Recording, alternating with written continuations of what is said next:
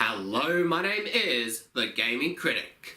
I review video games with no regrets whatsoever. Crash Bandicoot has been going downhill as of late. Wrath of Cortex was fine, but it didn't live up to the success of the older Crash games, and Nitro Kart was a rip-off of Crash Team Racing. Crash Bandicoot needed something different, something new, and something fresh. Until Crash Twinsanity was born.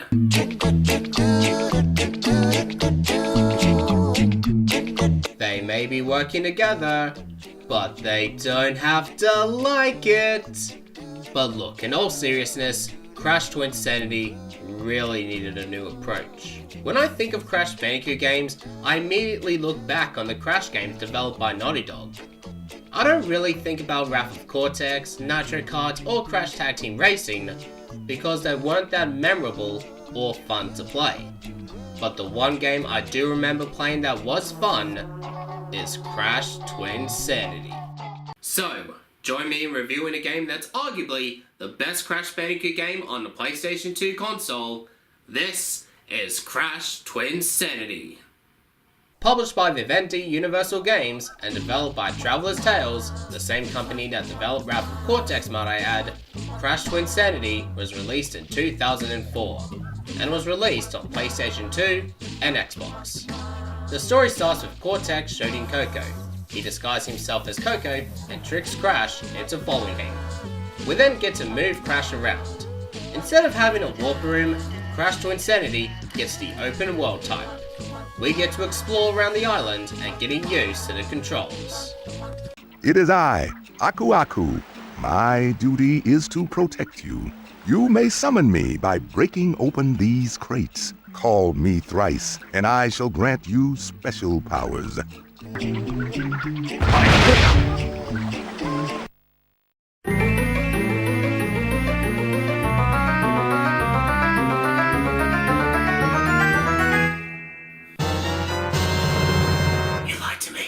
I'm glad they adapted that if you touch nitros in any shape or form, they will immediately explode, but Aku Aku acts like a shield for Crash. This never happens in the original Crash game, even in Wrath of Cortex. The game offers a tutorial section. While it's okay, the only problem I have with it is that you can't skip the tutorial. Keep in mind that I've been playing this game since launch, and it's really annoying seeing the tutorial every time I start a new game. But, on the bright side, it does make up for its humor. I'm okay! The spikes broke my fall. At the end of the tutorial, Cortex reveals himself and we face him. Once we beat Cortex, we then have to face Mega Bandicoot. This game is off to a good start. I wasn't really expecting Cortex as the first boss. It's a nice touch, I have to say. Cortex then finally has enough of getting defeated one too many times and attacks Crash. This gives us the opportunity to talk about the new gameplay style that this game offers. Every now and then, Crash and Cortex have to work together to progress into the story, such as throwing Cortex over gaps, either to pull the levels or to kill enemies. Riding Cortex as a surfboard, which by the way, Cortex is definitely going to be needing some serious surgery.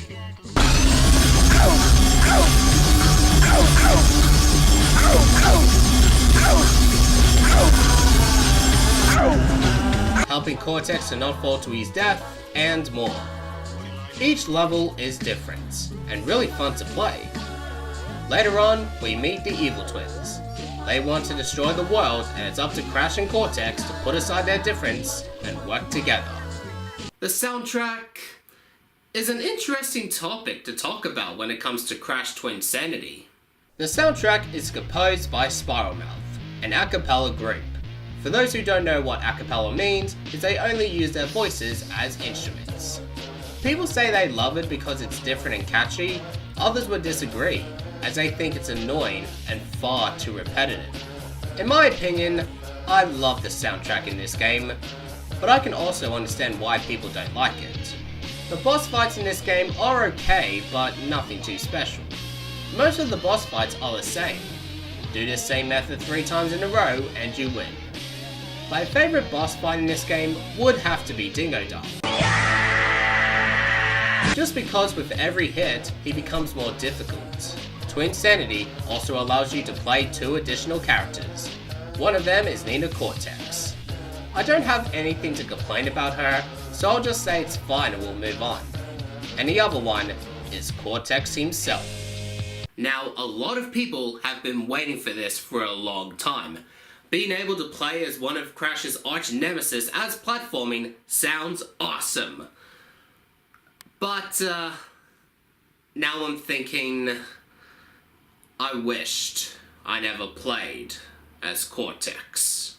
The only thing Cortex can do is move around and shoot objects or enemies.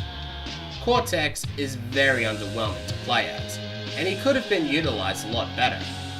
But I've got to say, Cortex is extremely hilarious in Twinsanity. I'm stuck! The greatest evil scientist in the world! Stuck in a pipe. How could things get any worse? Yes! The crystal is mine!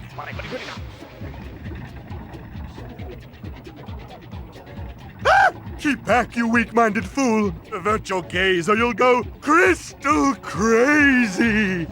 Dr. Cortex, what have you done?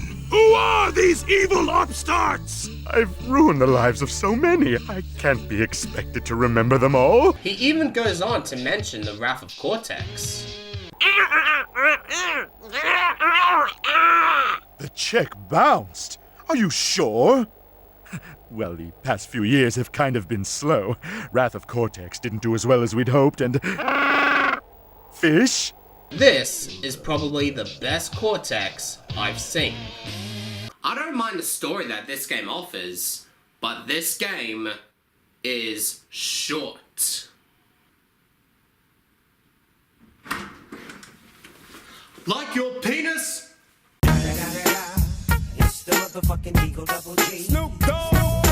Crash Twinsanity is pretty short, and it could take you up to 3 to 4 hours to finish the game.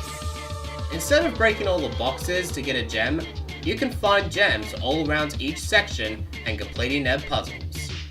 I do kinda like the idea, but what I don't like is the crystals. The crystals have no purpose of being in this game whatsoever. You can find power crystals pretty much along your path, and it doesn't feel rewarding.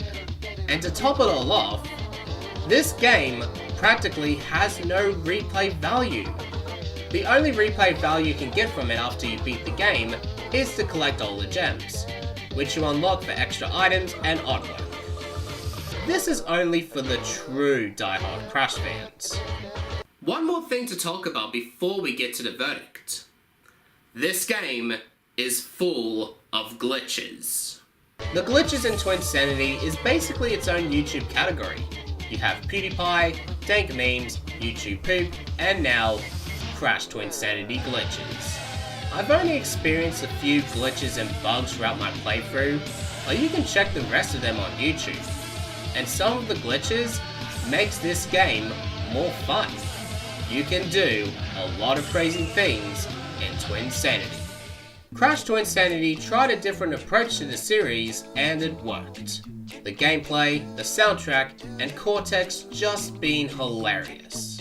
This just goes to show that with great writing and brilliant voice acting can make any video game a lot of fun.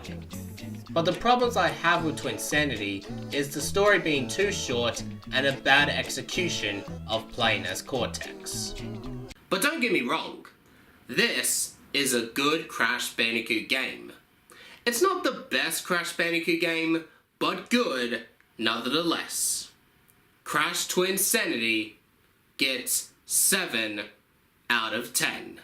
Living in harmony with Mother Nature, the noble boar, the humble bumblebee. Ah!